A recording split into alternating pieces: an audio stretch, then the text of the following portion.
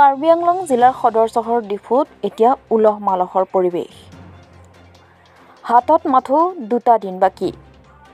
কাৰ্বি আংলং জিলা সদৰ চহৰ ডিফুত ৪৯তম কাৰ্বি যুৱ মহোৎসৱ উদযাপন কৰা স্থলী টাৰলাংছত এতিয়া উলহ মালহৰ পৰিৱেশ। সকলোৱে ব্যস্ত হৈ পৰিছে নিজ নিজ প্ৰদৰ্শন দেখুৱাবৰ বাবে। লগতে উদযাপন স্থলীবোৰো আটক-ধুনীয়াকৈ সজাই তোলাৰ চেষ্টা উদযাপন সমিতিৰ।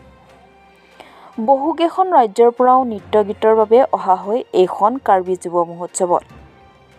কোৱা হয় যে কাৰ্বি শিল্প সংস্কৃতিৰ চৰ্চা কেন্দ্ৰৰূপী এটি অনুষ্ঠান হৈছে কাৰ্বি কালচাৰেল ছ'চাইটি, চমুকৈ KCS। সকলো জাতি-জনগোষ্ঠীৰ দৰে কাৰ্বিসকলৰো নিজা কলা-সংস্কৃতি আছে। তেওঁলোকৰ এই কৃষ্টি-সংস্কৃতিসমূহ ক্ৰমাৎ মৃতপ্ৰায় হ'বলৈ ধৰা দেখি ইয়াক পুনৰ জীৱিত কৰাৰ লক্ষ্যৰে আৰু কাৰ্বি সংস্কৃতিৰ বিশ্ব দৰবাৰত প্ৰতিষ্ঠা কৰাৰ প্ৰয়াসেৰে ১৯৭৪ চনৰ ২৫ আগষ্টত ডিফু কাৰ্বি ক্লাবত পোনপ্ৰথমবাৰৰ বাবে কাৰ্বি যুৱ মহোৎসৱ অনুষ্ঠিত কৰে। ইয়াৰ লগতে সংগতি ৰাখি দুবছৰৰ পিছত ১৯৭৬ চনৰ KCS নামৰ সাংস্কৃতিক অনুষ্ঠানটোৰ জন্ম হয়।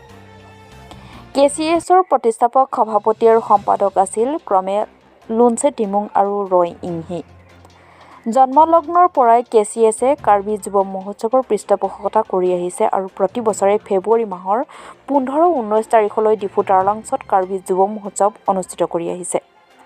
প্ৰতি বছৰে জাকজমকতাৰে অনুষ্ঠিত হৈ অহা এই যুৱ মহোৎসৱত গোটেই জিলাৰ বিভিন্ন অঞ্চলৰ পৰা অহা দলসমূহে তেওঁলোকৰ কৃষ্টি-সংস্কৃতিৰ প্ৰদৰ্শন কৰে।